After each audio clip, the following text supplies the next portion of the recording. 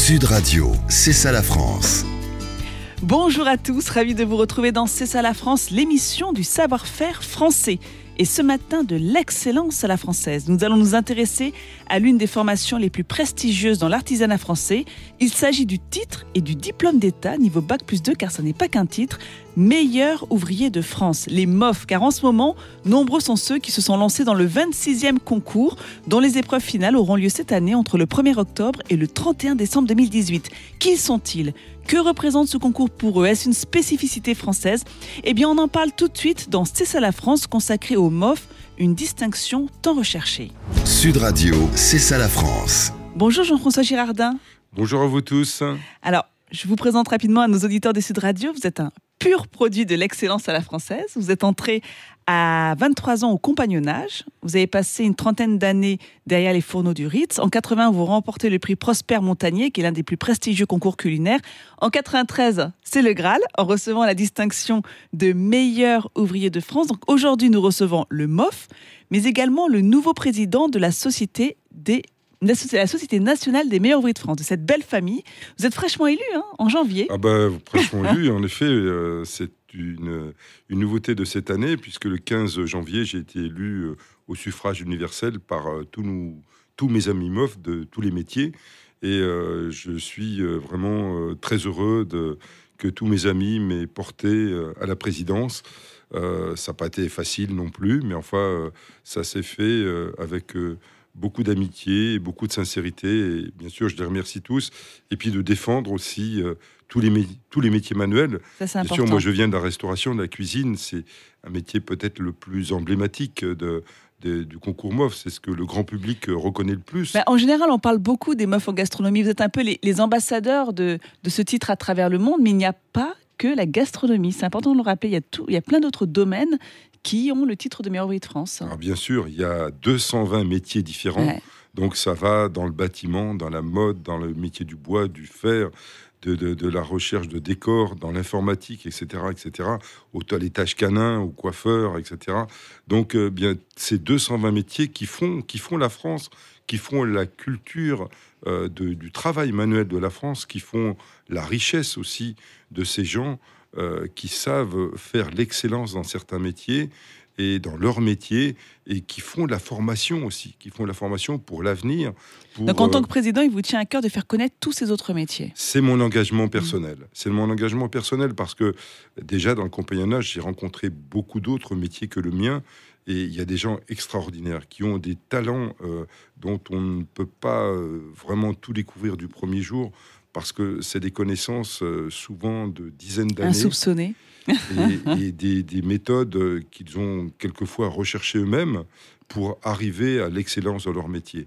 Donc ces gens qui sont dans notre pays, qui font un peu le luxe de notre pays, du travail manuel, quand ils sont diplômés avec un diplôme de meilleur ouvrier de France, bien sûr, ce sont des gens qui sont recherchés, alors en France, mais aussi beaucoup à l'étranger. Notre diplôme est très reconnu à l'étranger parce que c'est un emblème de la France, de qualité du travail français. Et ce sont des gens qui ont cette culture du travail bien fait et aussi de la transmission de leur métier.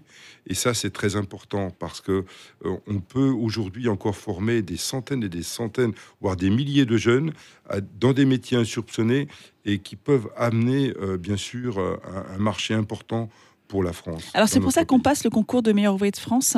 C'est pour avoir plus de reconnaissance et pour exporter son savoir-faire. Vous l'avez passé en 93. Pourquoi ? Quelle a été votre motivation ? Alors elle était un peu hasardeuse puisque, comme je vous dis, j'ai commencé par le compagnonnage et très jeune, j'étais dans les concours internationaux de cuisine et surtout dans les sculptures, dans les décors culinaires, où j'étais quand même dans les bonnes places, en général dans les concours internationaux. Et puis, j'ai eu des gens autour de moi, parce qu'on ne fait pas ça tout seul, c'est un travail d'équipe. Il faut absolument s'entourer de jeunes gens comme vous, qui sont prêts à passer des jours et des nuits à faire des décors, à préparer un concours. Et c'est un travail qui demande de la passion. Vous avez été primé dans quelle catégorie ? Alors, j'ai fait beaucoup de concours dans les expositions. Mais votre titre de meilleur ouvrier de France, alors moi, cuisine-restauration. D'accord. Donc, tous les grands chefs français qui sont meilleurs ouvriers de France sont dans cette catégorie cuisine-restauration. Un concours où il y a plusieurs centaines de personnes qui s'inscrivent. Je crois que cette année, il y en a plus de 550, rien que pour ce métier-là. Il y a environ 3000 personnes qui s'inscrivent pour le concours dans 200 métiers environ. Et pour combien d'élus? L'élu, à peine 10%. C'est ça. C'est incroyable parce que c'est le pourcentage le plus faible pour un concours encadré par le ministère de l'Éducation nationale. C'est vrai. Ça se mérite. Et c'est vrai que certains ministres trouvaient même pas normal qu'il y ait si peu d'élus pour ce diplôme-là, parce que c'est vrai, il y a peu de gens qui l'ont. Et oui, mais quand on veut l'excellence et montrer l'excellence d'un pays, je crois qu'il faut aller vraiment vers le haut du haut. Parce que, bien sûr, on pourrait donner le diplôme pour une moyenne de 10 sur 20, comme ça se fait pour quasiment tous les diplômes, mais on aurait perdu cette éthique, ce sens de l'excellence français. Et nous, on est presque une marque, un emblème national à l'étranger pour nos métiers. Donc, si on a des gens qui ont moins de capacités, qui sont moins à la pointe de leur métier, je pense que ça serait une perte aussi pour notre image. Quand on loupe le concours, on peut le repasser autant de fois qu'on veut ou bien il y a une limite? Alors, il n'y a pas de limite d'âge et il n'y a pas de limite de nombre pour passer le concours. Alors, quand vous avez eu l'occasion d'avoir un diplôme pour un métier, c'est pas interdit de passer le diplôme pour un autre métier. Il y a des MOF, surtout dans la métallurgie, dans le tournage, le fraisage et autres. Il y a des gens qui sont trois fois MOF, qui ont passé 3 diplômes différents pour des catégories différentes de leur métier. C'est assez rare. En cuisine, on a quelques personnes qui ont eu le double titre entre cuisine et traiteur, ou pâtisserie et confiserie, ou cuisine, pâtisserie, par exemple. Ils sont très, très rares. Les gens Mais ça demande du temps, vous le disiez. Vous, ça vous a pris beaucoup de temps, j'imagine, à passer ce concours, parce que vous deviez travailler sûrement à côté. Donc alors, ça se fait sur ces heures de travail, ça se fait quand j'ai soir reçu le thème, parce que le thème, c'est quelque chose que vous en rêvez la nuit, vous espérez que ça peut aller dans vos meilleures aptitudes, et quand vous recevez après la liste du thème, bien sûr, vous pensez qu'à ça. Vous vivez quoi votre que thème pour ça. à vous, Alors moi, en 93, je me rappelle que c'était ces fameuses pommes chatouillards, ces pommes soufflées en spirale, vous savez, qui se développent dans la friture comme des... Oui, voilà. je vois. Alors ça, il y a une méthode, bien sûr, qu'il fallait découvrir, parce que le pauvre monsieur Chatouillard était mort depuis presque un siècle, et on n'avait jamais bien compris comment il avait fait. Et bien, on a trouvé différentes manières de le faire.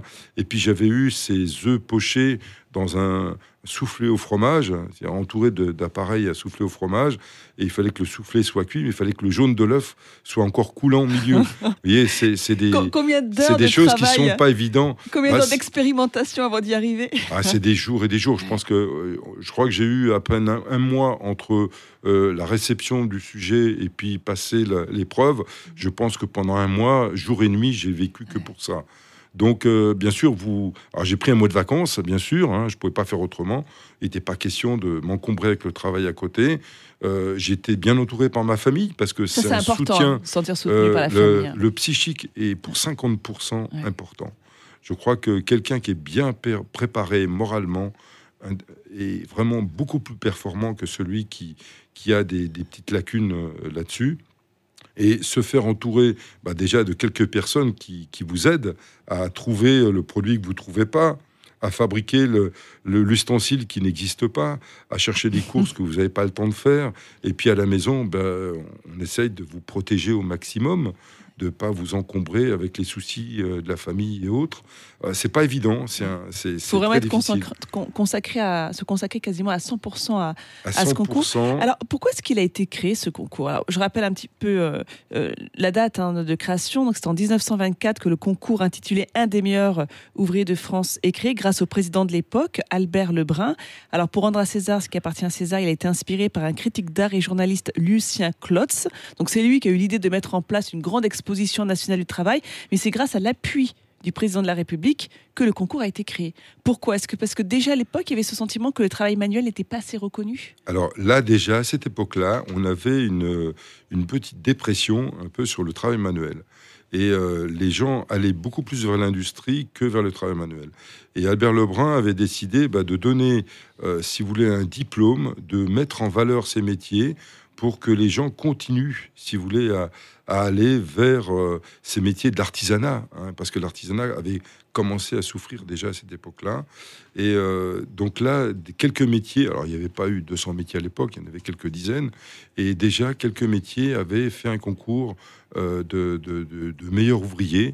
Et donc Albert Lebrun a décidé d'anoblir un peu ce titre et d'en faire un diplôme d'État à l'époque. Et c'était déjà pour que les jeunes aillent vers une formation plutôt des métiers d'artisans, parce qu'on commençait déjà à sentir que, eh bien, il y a quelques métiers qui commençaient à disparaître. Eh bien, si vous voulez, d'apprentis, l'industrie commençait à se développer beaucoup. Ouais. Il y a beaucoup de petits métiers qui commençaient à disparaître, et donc il fallait aussi employer les gens, parce que l'emploi était menacé quand même pour beaucoup d'entre eux à l'époque, et donc il fallait déjà anoblir un peu ces métiers d'artisans et d'artisanat, ces métiers manuels. Et ça a été, je pense, une idée géniale, parce que c'est une idée qui n'a pas été reprise par un seul pays étranger. Aujourd'hui, nous sommes les seuls au monde... C'est une spécificité française. Voilà, et c'est les seuls au monde à organiser un concours pour autant de métiers manuels diplômés par l'État, qui justement honore les meilleurs des meilleurs. Les MOF, une distinction tant recherchée. On continue d'en discuter dans un instant avec un jeune maître verrier talentueux, lui aussi meilleur ouvrier de France, installé à Dinan en Bretagne. Et tout de suite. Sud Radio, c'est ça la France. Nous continuons notre immersion dans l'univers des cols bleu, blanc, rouge dans notre émission consacrée au MOF, une distinction tant recherchée, avec comme invité d'honneur Jean-François Girardin, président de la Société nationale des meilleurs ouvriers de France. Allez, il est temps d'aller faire un tour en Bretagne chez Adriane Collin, maître verrier et MOF depuis 2011. Bonjour Adrien Collin. Bonjour Nathalie. C'est Adrien ou Adriane? Je le prononce peut-être mal. Adriane Collin. Vous êtes maître verrier, vous travaillez avec brio à la matière en fusion. À 27 ans, vous décidez de vous présenter au concours de meilleur ouvrier de France dans la catégorie verrerie d'art au chalumeau. Vous étiez le plus jeune de votre catégorie. Bien inspiré, car vous l'avez eu du premier coup. Oui, c'est un investissement personnel important sur ce concours. Mais bon, je pense que... on le voit chez les personnes qui sont primées, chez les meilleurs ouvriers de France, c'est souvent des personnes qui sont passionnées par leur métier. C'est ce que nous disait Jean-François Girardin, et on se rappelle bien du concours, et de la thématique, du thème du concours. Bien sûr, c'est un investissement total sur la période du concours. C'est beaucoup d'heures de travail, beaucoup d'investissement personnel, mais c'est une belle expérience de vie qui nous reste même après le concours. Qu'est-ce qui vous a motivé, vous, pour passer ce concours? C'était quoi, un challenge personnel? Une envie de reconnaissance? C'était plusieurs choses. C'était un challenge personnel pour se jauger, essayer de se dépasser par rapport à ce qu'on sait faire, voilà, voir un petit peu comment on se place par rapport aux autres personnes travaillant dans son métier. Mais c'était aussi une façon par ce titre de pouvoir mettre en valeur mon métier, en fait, voilà, de point de vue plus général, et montrer un petit peu le savoir-faire français, et pouvoir devenir un petit peu un ambassadeur du savoir-faire français en perpétuant des techniques traditionnelles, mais sur une production contemporaine. Vous avez dû réaliser ce qu'on appelle un chef-d'œuvre, c'est ça, que vous présentez devant un jury? Exactement. Donc en fait, là, en ce qui concerne mon métier, ça se déroule en deux étapes. On a une épreuve éliminatoire qui se déroule en loge devant jury. Donc là, on travaille sur une demi-journée, sur un thème imposé, en fait. Voilà, donc on réalise des pièces. Là, le thème était les pièces de jeu d'échecs sur l'année où j'avais présenté mon concours. Donc j'ai réalisé cette épreuve éliminatoire. J'ai été accepté en épreuve finale. Et pour l'épreuve finale, là, c'est une autre pièce bien plus conséquente, où on a un an pour réaliser la pièce, en fait. Et là, le thème était l'éternel combat entre le bien et le mal. Voilà. Oula, c'est complexe, c'est philosophique. C'est assez philosophique, voilà, on peut développer de plein de façons différentes, c'est ce qui était intéressant. Et donc là, on travaille sur une analyse technique, une analyse artistique, voilà, justifier chaque élément de la pièce par rapport au thème. Donc pas une pièce technique pour une pièce technique, il faut vraiment que chaque élément technique soit justifié dans le domaine artistique. Et on a deux notes, du coup, une note technique, une note artistique, et il faut que le cumul de ces deux notes soit au niveau pour avoir le titre et remporter le concours. On n'imagine pas toutes les compétences qui sont justement sollicitées pour réaliser ce fameux chef-d'œuvre dans le cadre d'un concours de meilleur ouvrier de France.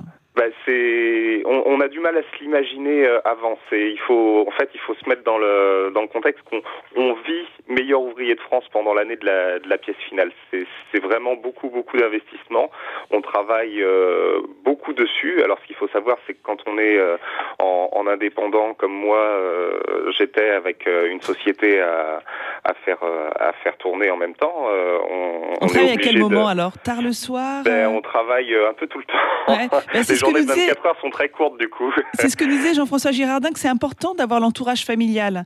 Bien sûr, soutien familial dans ces moments-là. C'est très important d'avoir un soutien, que ce soit la famille ou les amis.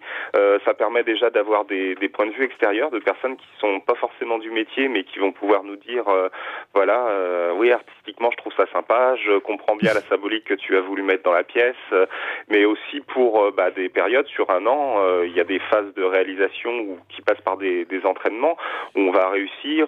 Donc quand on réussit, c'est très bien, on a le moral, et puis on peut avoir des petites baisses de morale en cours de route, et là avoir des personnes qui nous soutiennent, forcément c'est sûr que c'est un plus.